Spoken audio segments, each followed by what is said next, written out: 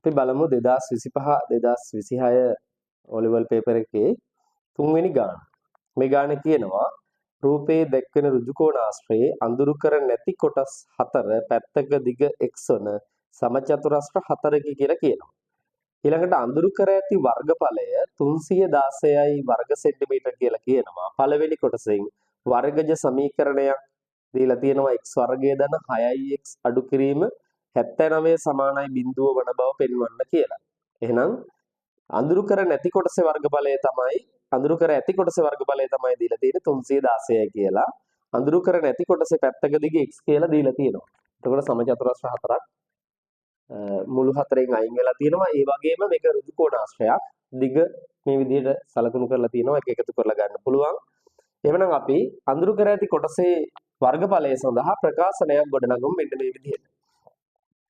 මම මේ විශාල ඍජු කෝණාශ්‍රයේ දිග x 2x x කියන්නේ 4x කියලා ගන්නවා. 4x කියලා ගන්නවා විශාල ඍජු කෝණාශ්‍රයේ දිග. ඒක මම ගුණ කරනවා පළලෙන් පළල x x 2x එතකොට එකතු කිරීම 6යි. 2x එකතු කිරීම 6ෙන් ගුණ කරනවා. ඔය ආවේ මේ සම්පූර්ණ ඍජු කෝණාශ්‍රයේ වර්ගඵලය. ඒකෙන් අඩු කරන්න ඕන මේ මුළු හතරේ තියෙන සමචතුරස්‍ර හතර. හැම සමචතුරස්‍රයකම පැත්තක දිග අපිට දීලා තියෙන්නේ x කියලා. එහෙනම් මෙයාගේ වර්ගඵලය හොයන්න මම පැත්තක දිගින් ගුණ කරන x වලින් ඒ වාගේ හතරක් තියෙන නිසා හතරෙනුත් ගුණ කරනවා. ඔන්න ඔය වර්ගඵලයන් දෙක අඩු වෙලා එන්නේ මේ අඳුරු කර ඇති කොටසේ වර්ගඵලය 316යි වර්ග සෙන්ටිමීටර කියලා එනවා. 316යි වර්ග සෙන්ටිමීටර කියලා එනවා. දැන් මේක සුළු කරලා බලමු. වරහන ඉවත් කරන්න ඕන 4x 2x වලින් ගුණ වෙන්න ඕන 4x 6ෙන් ගුණ වෙන්නත් ඕන. එහෙමනම් 4x 2x වලින් ගුණ වුණාම 8x වර්ගය කියලා හැදෙනවා. ඒ වගේම 4x 6ෙන් ගුණ වුණාම 24x කියලා හැදෙනවා. අඩු කිරීම 4xx වලින් ගුණ වුණාම 4x වර්ගය කියලා හැදෙනවා. සමානයි 316යි. සමාන ලකුණ එක කෙලින් එන්න ගමු. 316යි වර්ග සෙන්ටිමීටර මම හිතන්නේ 316 විතරක් ලියනවා වර්ග සෙන්ටිමීටර නැතුව. දැන් බලන්න මෙතන සුළු කරන්න පුළුවන් 8x වර්ගය එක જાතියෙකට තියෙන්නේ මේ 4x වර්ගය සහ 8x වර්ගය විතරයි. මේ දෙන්න සුළු කරන්න පුළුවන්. 8x වර්ගයෙන් 4x වර්ගය අඩු වුණාම 4x වර්ගයක් හැදෙනවා. 4x වර්ගයක් හැදෙනවා. එකතු කිරීම 24x ඉතුරු වෙනවා. අනිත් පැත්තේ තියෙන 316 මේ පැත්තට ගේනවා අඩු කිරීම 316යි කියලා සමානයි බිඳුවයි කියලා උත්තරේ තියෙනවා. දැන් මුළු සමීකරණයම මම 4ෙන් බෙදාගෙන යනවා. මෙයා 4ෙන් බෙදුනොත් x වර්ගයක් එනවා. මෙයා 4ෙන් බෙදුනොත් 6x එනවා. මෙයා 4ෙන් බෙදුනොත් 31ට 4 ඒවා 7යි 28ට 36ට 4 ඒවා මෙතන 3ක් ඉතුරු 36ට 4 ඒවා 9යි 79යි මෙන්න බිඳුවට සමාන වෙලා බව පෙන්වන්න තියෙන සමීකරණය අපිට ලැබිලා තියෙනවා. දැන් x යගය ආසන්න පළමු වන දශම ස්ථානයට හොයන්න තියෙනවා දෙවෙනි කොටසෙන්. මම දෙවෙනි කොටස මෙතනින් ගන්නවා. ආසන්න පළමු දශම ස්ථානයට හොයන්න තියෙනවා. මේක හොයන්න කියලා තියෙන්නේ මොන ක්‍රමයෙන්ද කියලා දීලා නැහැ. වර්ග පූර්ණයෙන්ද සූත්‍රය භාවිතයෙන්ද කියලා. හැබැයි මම මුලින් ඉඳන්ම ඔයාලට මතක ඇති වර්ග පූර්ණය කියලා දෙනකොට සූත්‍රය සහ වර්ග පූර්ණ ක්‍රමවේදය මේ පාවිච්චි කරනකොට පාවිච්චි කරන්න කියලා කිව්වේ. මෙතන සංගුණකයක් තියෙනවා නම් බොහෝ වෙලාවට එකට අමතරව එකට වැඩි සංගුණකයක් තියෙනවා නම් x වර්ගයේ සූත්‍රය පාවිච්චි කරන්න කියලා කිව්වා සහ x වල සංගුණකයේ දෙකෙන් බෙදෙන්නේ නැති අගයක් තියෙනකොට සූත්‍රය පාවිච්චි කරන්න කියලා කිව්වා. එතකොට ලේසි ගන්න හදන්න. මේකෙදි x වල සංගුණකයේ දෙකෙන් බෙදෙන අගයක් නිසා වඩාත් ලේසි වර්ග පූර්ණ ක්‍රමයට යන එක. මං එහෙනම් 79 අනිත් පැත්තට ගෙනියනවා. මේක වර්ග පූර්ණය කරන්න තියෙන්නේ x වර්ගයේ එකතු කිරීම 6x අඩු කිරීම 79 සමානයි බිඳුව තියෙන්නේ. මෙන්න මේ 79 මම එහා පැත්තට අරන් යනවා. ඔන්න බලා ගන්න x වර්ගයේ එකතු කිරීම 6x සමානයි 79ක් කියලා එනවා. x වර්ගයේ එකතු කිරීම 6x සමානයි 79ක් කියලා. මම දැන් මේකේ දෙපැත්තටම එකතු කරනවා. පූර්ණ වර්ගයක් වෙන්න ඕන පදේ එකතු කරනවා. ඒක ගන්නේ මෙයාගේ භාගය. x වල සංගුණකයේ භාගය ගන්නවා 3යි. 3 වර්ගයේ දෙපැත්තටම එකතු කරනවා. දෙපැත්තටම 9ක් එකතු කරනවා. මෙතනින් පූර්ණ වර්ගයක් හැදෙනවා. මෙතනින් හැදෙන පූර්ණ වර්ගය තමයි දරුවනේ මෙයාගේ භාගය 3යි x ධන 3 වර්ගය.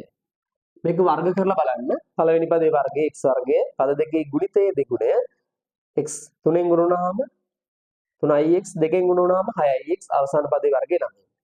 ඒ අනුව මේ පැත්තේ හැදෙනවා 88ක්. දැන් මම දෙපැත්තෙම වර්ගමූලය ගන්නවා. මේ පැත්තෙත් වර්ගමූලය ගන්නවා. ධන හෝ ඍණ කියලා උත්තර දෙකක් එනවා. වර්ගයේ වර්ගමූලය ගන්නකොට වර්ගය නැති වෙලා යනවා. x ධන 3යි කියලා එනවා. ඊළඟට මෙයා මම හදනවා වර්ගමූලය ගන්න පුළුවන් සංඛ්‍යාවකයි නැති සංඛ්‍යාවකයි ගුණිතයක් විදිහට. මේක තියෙන ඔයාලට මතක ඇති පාඩම කරණි පාඩමේ අකිල කරණියක් විදිහට. දැන් මම කරණියක් බවට පත් කරනවා. මම මේක ගන්නවා 4 ගුණ කිරීම 22යි කියලා. 4 ගුණ කිරීම 22යි කියලා කඩා ගන්නවා. ඊට පස්සේ මේකේ මූල 22 යාගේ දීලා තියෙනවා. එහෙම කඩාගත්තට පස්සේ මට මේක ලියන්න පුළුවන් මේ විදිහට. මම මේ ටික දැන් මකන්නවා.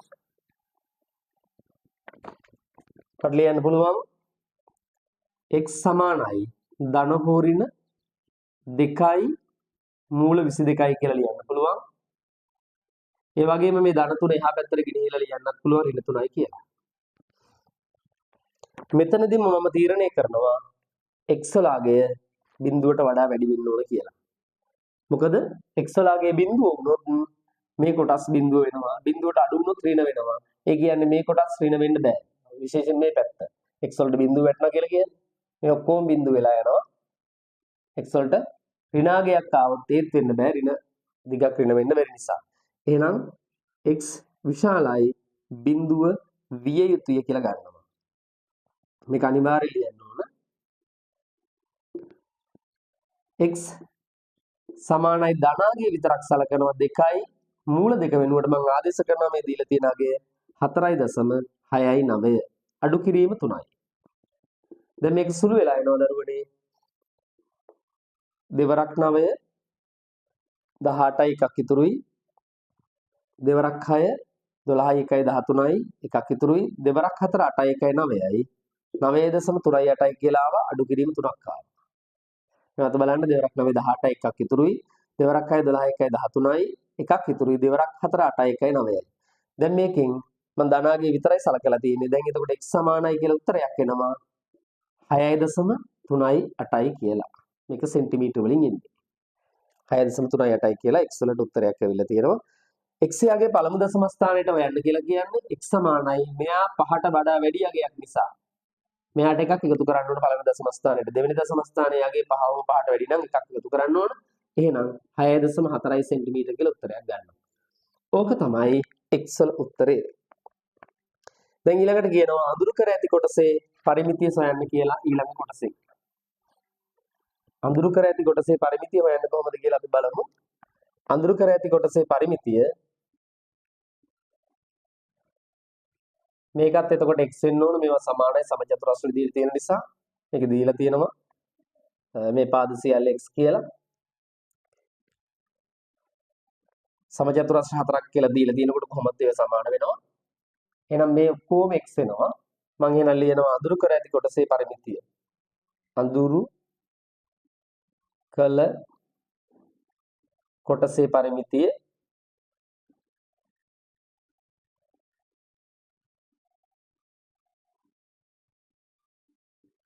අඳුරු කළ කොටසේ පරිමිතිය කියලා ගත්තාම මෙතනින් ගන්නවා 6යි 6යි cm මේවා කීයක් තියෙනවද කියලා බලනවා මේකේ 6යි cm මේවා තියෙනවා දෙකක්. මේ දෙක විතරයි 6යි cm මේවා තියෙන වටේට ගන්න 6යි cm දෙකයි.